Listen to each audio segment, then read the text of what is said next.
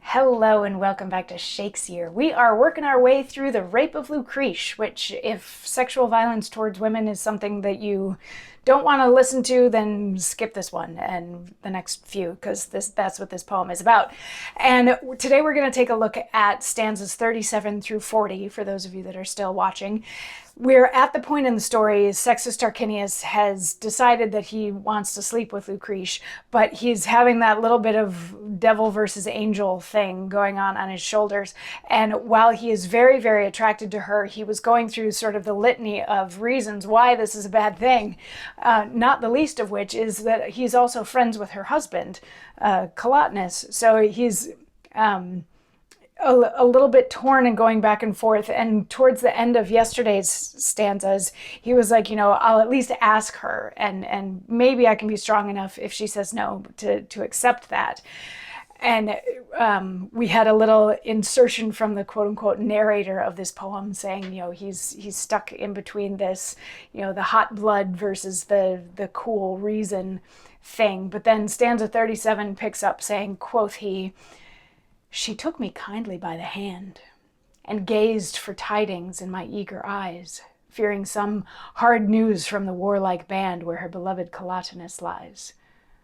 Oh, how her fear did make her colour rise! First red as roses that on lawn we lay, then white as lawn the roses took away. And how her hand, in my hand being locked, forced it to tremble with her loyal fear, which struck her sad, and then it faster rocked until her husband's welfare she did hear, whereat she smiled with so sweet a cheer that had Narcissus seen her as she stood, self-love had never drowned him in the flood.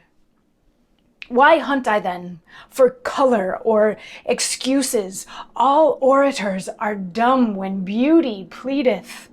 Poor wretches have remorse in poor abuses. Love thrives not in the heart that shadows dreadeth.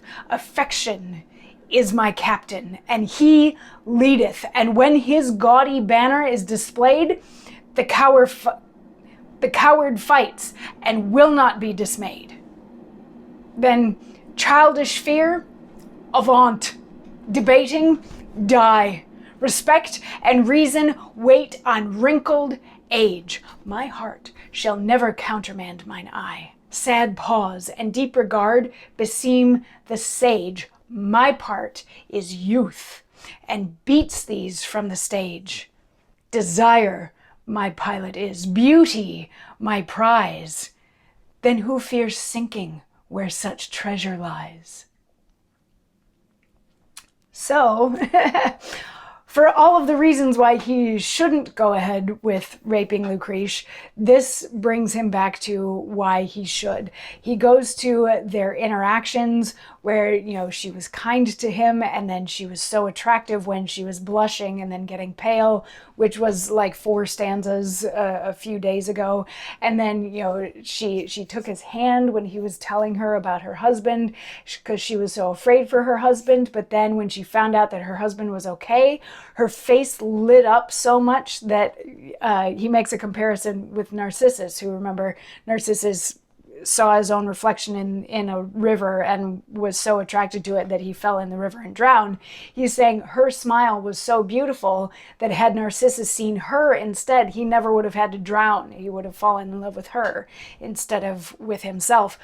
So he's like, I can't fight it. I love beautiful things. I want beautiful things. And this desire that I have, lust is saying go for it. And who am I to not go for it? So he banishes the angel on his shoulder. He abandons reason. He abandons respect. And he even goes so far as to say that being reasonable and respectful are things that old people do, and to sit and think about things and consider things are things that old people do and wise people do. And he's like, I'm young right now. I'm supposed to go for it. I want something beautiful.